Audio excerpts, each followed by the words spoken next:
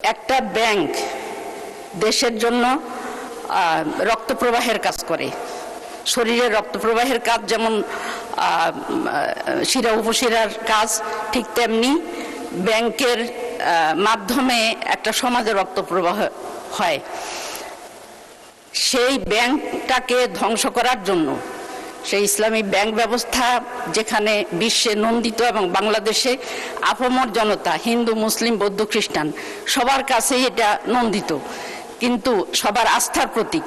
কিন্তু সেই ব্যাংকটাকে ধ্বংস করে এই দেশের অর্থ ব্যবস্থাকে ধ্বংস করার জন্য নীল নকশা করা হয়েছিল, বিগত ফ্যাসিস্ট সরকার করেছিল। কিন্তু সেই ফ্যাসিস্ট আমল চলে গিয়েছে। তারপরে ব্যাংকটা যখন ঘুরে দাঁড়ানোর চেষ্টা করছে, তখন শুরু হয়েছে আরেকটা নতুন ষড়যন্ত্র।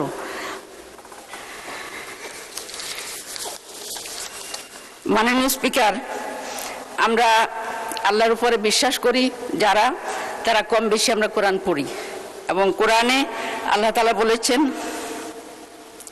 ওয়ালা তাআওয়ানু আলাল ইসমি ওয়াল উদওয়ান, তোমরা অন্যায়, অবৈধ এবং বাড়াবাড়ির কাজে পরস্পরকে সহযোগিতা করো না।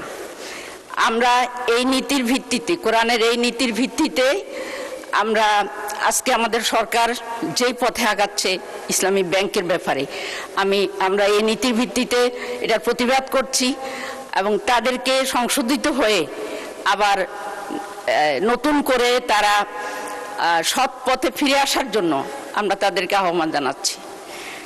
এই জন্য আমি বলবো যে ব্যাংকটা যেভাবে চলছিল, অর্থাৎ তার যেই সুষ্ঠু নিয়ম নীতি ব্যবস্থাপনা, তার উপরে ব্যাংকটাকে ছেড়ে দেওয়ার জন্য এবং ব্যাংকের উপরে অযাচিত হস্তক্ষেপ না করার জন্য। কারণ এই দেশের মানুষ অন্যায় সহ্য করে, কিন্তু বেশি দিন না। এই দেশের মানুষ প্রতিবাদ করতে জানে, এবং সেই প্রতিবাদটা তারা দেখিয়ে দিয়েছে 24 অগাস্টে। এখন যদি ইসলামী ব্যাংককে তার পথে চলতে দেওয়া হয় এবং তার যেই নীতিমালা রয়েছে সেই নীতিমালার ভিত্তিতে যদি পরিচালিত হয়, তাহলে দেশ যেমন রক্ষা পাবে, জাতি উন্নত হবে এবং সরকারও রক্ষা পাবে। এই জন্য আমি সরকারের